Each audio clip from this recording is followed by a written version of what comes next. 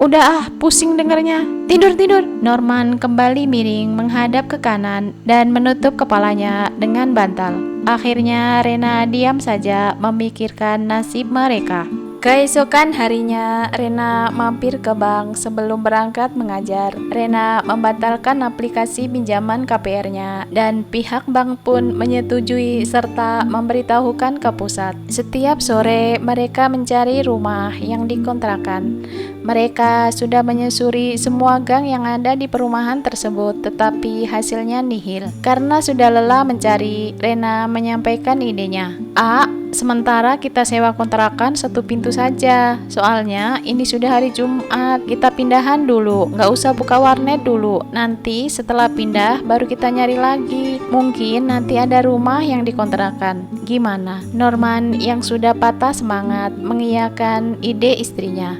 Akhirnya mereka menuju ke rumah kontrakan yang ada 5 pintu. Dan ketika sampai, mereka mendatangi ibu pemilik kontrakan. Maaf bu, kontrakannya tidak ada yang kosong, semua penuh. Akhirnya mereka mencari ke tempat lain dan situasinya sama. Tidak ada kontrakan yang kosong dan mereka pun pulang ke rumah tanpa memperoleh hasil. Ketika sudah di rumah, Rena menyuapi Ahmad di depan rumah dan lewatlah Ina dengan pembantunya. Ketika mereka di dekat Rena, Mbak Ina, rumah ini ya yang dibeli sama mama, sambil menunjuk ke rumah yang ditempati Rena. Berarti rumah ini ntar punya mamanya dong. Terus di gang ini jadi punya 3 rumah ya? Rena yang mendengarnya hanya bisa diam saja dan menelan ludah. Ternyata memang benar yang membeli rumah ibu juragan rumah di RT Rena. Iya mbak, nanti aku tinggal di situ. Keesokan harinya, Norman tetap membuka warnetnya dan ketika sore, Neng, kita sudah berusaha mencari kontrakan, tapi tidak ada. Bahkan kontrakan satu pintu pun tidak ada. Kalau gitu Neng, kita relakan tinggal di komplek perumahan ini. Kita balik ke Cisalak yuk, dan nanti kita buka di sana. Gimana? Rena mendengarkan dengan seksama. Tapi terus nanti gimana? Aku ngajarnya jauh dong. Rena sebenarnya masih ingin tinggal di situ.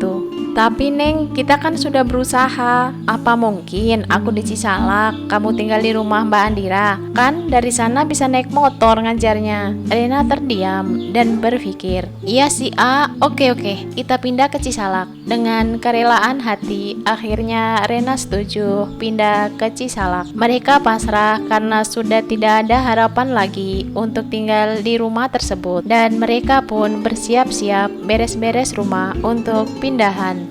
Rena merapikan baju dan memasukkan ke kardus, sementara Norman merapikan komputernya, melepas kabel-kabel dari CPU, kabel listrik. Dan ketika mereka sedang sibuk, tiba-tiba HP Rena berdering. Rena menghentikan aktivitasnya dan mengangkat HP-nya. Iya mbak, ada apa? Ternyata Andira yang menelpon. Cepat datang ke rumah dengan Norman. Sekarang juga, perintah Andira dengan langsung menutup HP-nya. Rena merasa ada yang aneh dengan sikap Andira, tapi mau gimana, mereka pun tetap mendatangi Andira ke rumahnya dan meninggalkan Ahmad, anak mereka yang sedang tidur di kamar.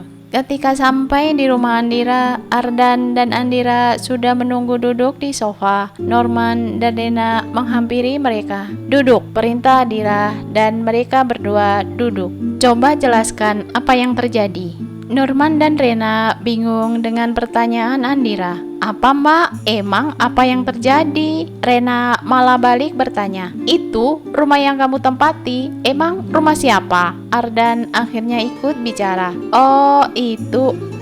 Rena melihat ke arah Norman dan Norman paham akan keinginan Rena agar ia yang menjelaskan ke Ardan dan Andira.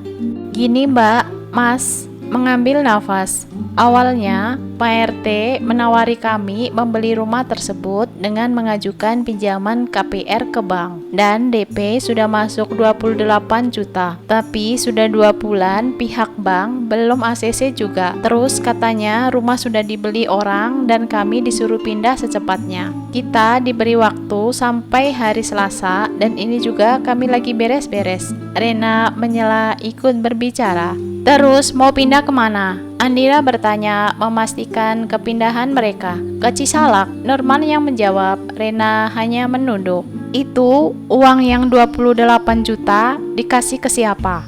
Bang, apa Pak RT? Ardan berbicara. Setelah lama mereka berempat terdiam. Ke Pak RT, ada kok kwitansi di atas materainya. Rena tetap menundukkan kepalanya, begitu pula Norman. Mereka seperti disidang akan kesalahan yang mereka perbuat. Coba Ren, kamu ambil kwitansinya, bawa ke sini. Perintah Ardan dan Rena langsung pulang mengambil map plastik yang berisi file-file yang berhubungan dengan pembelian rumah. Tak lupa Rena melihat ke kamar, ternyata Ahmad masih tidur dengan nyenyak. Ini Mas, Ardan melihat sebentar dan memberikan kwitansi tersebut ke Andira. Andira memfotonya dan mengirimkan ke seseorang. Gini Nur, Ren, jika ada apa-apa, ngomong ke mbakmu. Kita itu di sini adalah kakak tertuamu. Jika kita bisa, maka kita akan menolong kalian. Kalian jangan diam saja. Kalau diam saja, kan kita nggak tahu apa-apa. Seperti sekarang ini, kita itu mendengar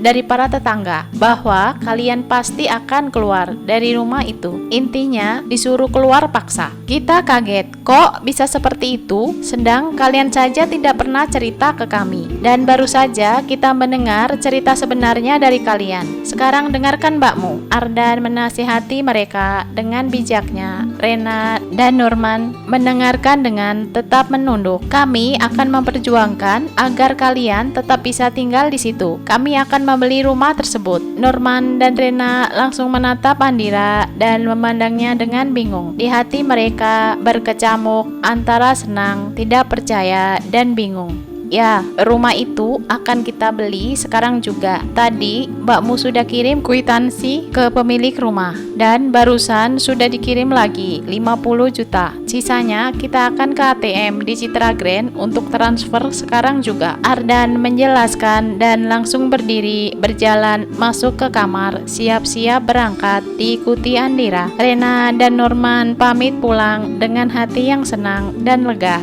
Sesampainya di rumah, Norman langsung sujud syukur diikuti Rena. Rena menitikkan air mata, menangis. Alhamdulillah ya Allah, kita nggak nyangka masih diberi kesempatan tinggal di rumah ini, komplek perumahan ini. Ucapan syukur Rena yang tak mengira masih bisa tetap tinggal di rumah tersebut. Rena masih terisak dan Norman memeluk Rena. Iya Neng, gak nyangka demi kita mereka membeli rumah ini. Alhamdulillah ya Allah, bisik Norman di telinga Rena. Mereka mendatangi Ahmad di kamar yang masih tidur dan menciuminya. Keesokan harinya, Norman merapikan kembali komputer yang sudah dipak-pak terbungkus rapi dan membuka kembali warnetnya seperti biasa. Sedangkan Rena mengeluarkan kembali baju yang sudah berada di dalam kardus. Besok malamnya, Rena dipanggil ke rumah Andira. Ren, kan itu uangmu, 28 juta rupiah, iya kan? Rena mengangguk. Aku nggak bisa ngembaliin, soalnya uangku di bank sudah habis. Gini aja, rumah itu kan kamu yang nempati, dan uang 28 juta tersebut buat bayar ngontrak selama 5 tahun ke depan. Gimana? Rena setuju dan menerima ide kakaknya tersebut. Novel Islami romantis Kala Cinta Itu Hadir bersambung ke bab selanjutnya.